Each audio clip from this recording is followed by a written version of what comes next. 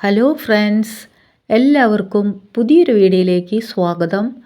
അപ്പോൾ ഇന്ന് നമ്മൾ കർക്കിടക സ്പെഷ്യൽ കർക്കിടക മരുന്നുണ്ട ഉണ്ടാക്കുകയാണ്. അപ്പോൾ ഇത് നല്ല ടേസ്റ്റിൽ നമുക്ക് എങ്ങനെയാണ് ഉണ്ടാക്കുന്നത് നമുക്ക് നോക്കാം. അപ്പോൾ ഞാനിവിടെ 1 കിലോ മരുന്നുണ്ടയുടെ മരുന്നാണ് മേടിച്ചിട്ടുള്ളത്. നമുക്ക് അങ്ങാടി മരുന്ന് കടകളിൽ ഇത് മേടിക്കാൻ കിട്ടും. അപ്പോൾ ഞങ്ങളുടെ ഇവിടുത്തെ കടയിൽ നിന്ന് നമുക്ക് കിട്ടിയിട്ടുള്ളത് ഇത് ആശാളിയാണ് ചുവന്നിട്ടിരിക്കുന്നത്. ഇത് കഴുകാൻ പാടില്ല കേട്ടോ, ആശാളി കഴുകാൻ പാടില്ല. പിന്നെ ഇത് എള്ള്, പിന്നെ നമുക്ക് കടുക്, പിന്നെ ചതോപ്പ, പിന്നെ ജീരകം, ഉലുവ, ഇങ്ങനെ 6 കൂട്ടം മരുന്നാണ് നമുക്ക് ഉള്ളത്. ഇത് ചതോപ്പയാണ്. ഇത് നമ്മൾ കഴുകണില്ല. ഇത് കഴുകിയിട്ടുണ്ടെങ്കിൽ നമുക്ക് ഇത് ചൂടാക്കിയെടുത്ത് പൊടിക്കാൻ ഇത്തിരി ബുദ്ധിമുട്ടായിരിക്കും. നമ്മൾ ഇത് വാങ്ങിക്കുമ്പോൾ ഫസ്റ്റ് ക്വാളിറ്റി തരണം എന്ന് പറഞ്ഞു കഴിഞ്ഞാൽ അവർ നല്ലത് നോക്കി നമുക്ക് തരും. ഞാനിപ്പോൾ എള്ളെടുത്ത് അരിപ്പയിലിട്ട് വെള്ളമൊഴിച്ച് കഴുകിയെടുക്കുകയാണ് ചെയ്യണത്. ഇത് കഴുകി പെട്ടെന്ന് തന്നെ ഇതിൻ്റെ വെള്ളം കളഞ്ഞ് നമുക്ക് ഇത് ചൂടാക്കാനായിട്ട് വെക്കാം. ഇപ്പോൾ ഇതിലത്തെ വെള്ളം കളഞ്ഞ് ചീനച്ചട്ടിയിലിട്ട് നമ്മളിത് ചൂടാക്കിയെടുക്കുകയാണ്. നന്നായി ചൂടാക്കിയെടുക്കണം. ഇനി നമുക്ക് അതേപോലെ തന്നെ കടുകും വെള്ളമൊഴിച്ച് കഴുകി ക്ലീൻ ചെയ്തിട്ട് നമുക്ക് ചട്ടിയിലിട്ട് നന്നായി ചൂടാക്കിയിട്ട് എടുക്കാം. ഇനി നമുക്ക് ഉലുവ ഇട്ട് കൊടുക്കാം. അതും കഴുകി നമുക്ക് നന്നായി ചൂടാക്കി എടുക്കണം. ഇതും നമുക്ക് മാറ്റി വയ്ക്കാമെങ്കിൽ ഇനി നമുക്ക് ആശാളി ചൂടാക്കാം. ആശാളി നമ്മൾ കഴുകണില്ല.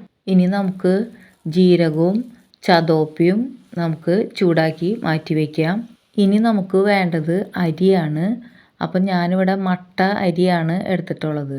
ഇതിലേക്ക് ശരിക്കും വേണ്ടത് നവര അരിയാണ് വേണ്ടത്. അപ്പോൾ നവര അരി എൻ്റെ കയ്യിൽ ഇല്ലാത്തതുകൊണ്ട് ഞാനിവിടെ മട്ട റൈസാണ് എടുത്തിട്ടുള്ളത്. അരി കഴുകി നമുക്ക് ഇതിൻ്റെ വെള്ളം പെട്ടെന്ന് തന്നെ കളഞ്ഞെടുത്ത് നമുക്കിത് ചൂടാക്കിയെടുക്കാം. പൊടിയാൻ പാകത്തിൽ ഇത് നന്നായി ചൂടായി കിട്ടണം നമുക്ക്.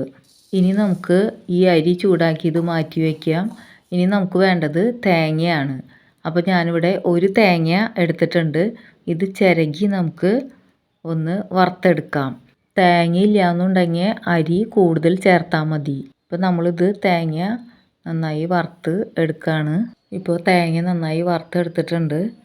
ഇനി നമുക്ക് ഈ വറുത്ത സാധനങ്ങളെല്ലാം നമുക്ക് പൊടിച്ചെടുക്കണം. അപ്പോൾ നമുക്ക് പൊടിക്കണ മിക്സിയുടെ ജാർ എടുത്തിട്ട് നമുക്ക് അതിലേക്ക് കടുക് ഇട്ട് കൊടുക്കാം. എന്നിട്ടിത് നന്നായി പൊടിച്ചെടുക്കാം. ഇത് നന്നായി നമുക്ക് പൊടിഞ്ഞ് കിട്ടണം. ഇത് മിക്സിയിൽ പൊടിക്കാൻ ബുദ്ധിമുട്ടുള്ളവർ മില്ലിൽ കൊടുത്തിട്ട് പൊടിച്ചെടുത്താൽ മതി. മരുന്ന് പൊടിക്കണ മില്ലുകളുണ്ട്, അതിൽ കൊടുത്ത് പൊടിച്ചെടുത്താൽ മതി. ഇനി നമുക്ക് അരിയിട്ട് പൊടിച്ചെടുക്കാം. അപ്പോൾ ഈ പൊടി നമുക്ക് ഇതിലേക്ക് ഇട്ട് കൊടുക്കാം. ഇനി നമുക്ക് ഉലുവ കുറേശ്ശെ ഇട്ട് പൊടിച്ചെടുക്കാം. ഇനി നമുക്ക് ജീരകം ഇട്ട് പൊടിക്കാം. പിന്നെ ഇനി വേണ്ടത് ആശാളിയാണ്. ആശാളിയും നമുക്ക് പൊടിച്ചെടുക്കാം. പിന്നെയുള്ളത് ചതോപ്പയും നമുക്ക് കുറേശ്ശെ ഇട്ടിട്ട് പൊടിച്ചെടുക്കാം. ഇപ്പോൾ നമ്മൾ എല്ലാതും പൊടിച്ചിട്ടുണ്ട്. ഇനി നമുക്ക് തേങ്ങ വേണമെങ്കിൽ മാത്രം പൊടിച്ചെടുത്താൽ മതി. ഞാൻ ഈ വറുത്ത തേങ്ങയും കൂടിയും പൊടിക്കുന്നുണ്ട്. ഈ തേങ്ങ വറുത്തത് പൊടിക്കണമെന്ന് ഒരു നിർബന്ധമില്ല കേട്ടോ. ഉണക്ക തേങ്ങയാണ് കയ്യിലുള്ളതെങ്കിൽ അതും എടുക്കാവുന്നതാണ് നമുക്ക്. അപ്പോൾ നമ്മുടെ എല്ലാ പൊടികളും നമ്മളിവിടെ പൊടിച്ച് ഒരു പാത്രത്തിലേക്ക് ഇട്ടിട്ടുണ്ട്. ഇത് നന്നായി നമുക്ക് മിക്സാക്കി എടുക്കണം.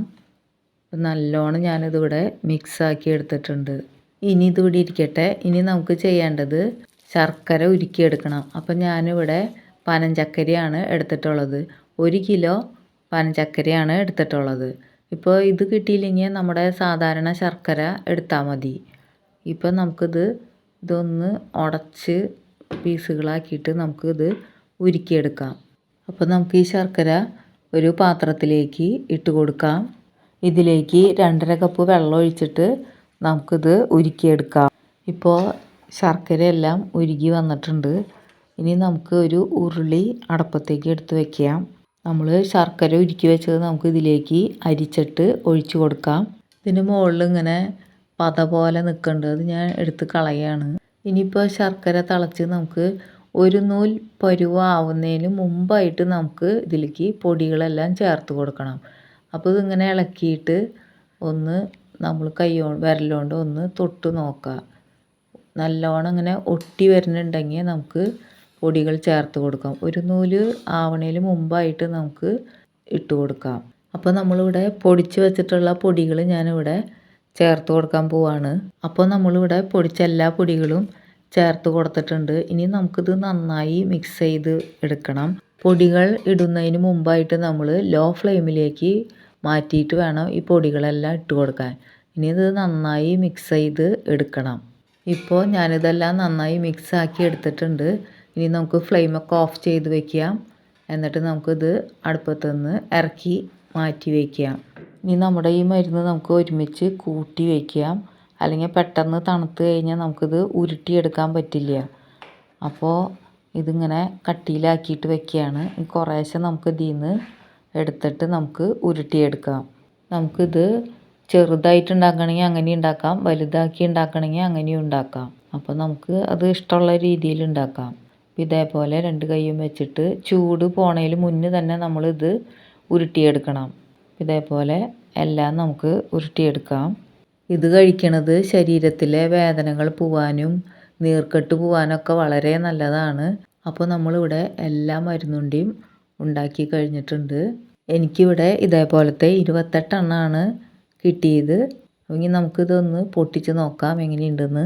അപ്പോൾ നമുക്കിത് നല്ലതായിട്ട് കിട്ടിയിട്ടുണ്ട്. അപ്പം നമുക്കും നമ്മുടെ വീട്ടിലുള്ളവരുടെയും ആരോഗ്യത്തിന് വേണ്ടിയിട്ട് ഈ കർക്കിടകത്തിൽ നമുക്കിത് എല്ലാവർക്കും ഉണ്ടാക്കി കഴിക്കാം. അപ്പോൾ എല്ലാവരും ഒന്ന് ഉണ്ടാക്കി നോക്കണേ. അപ്പോൾ വീഡിയോ ഇഷ്ടമായാൽ ലൈക്ക് ചെയ്യണേ, ഷെയർ ചെയ്യണേ, സബ്സ്ക്രൈബ് ചെയ്ത് ഒന്ന് സപ്പോർട്ട് ചെയ്യണേ. അപ്പോൾ അടുത്ത വീഡിയോയുമായി വീണ്ടും കാണാം. Thank you for watching.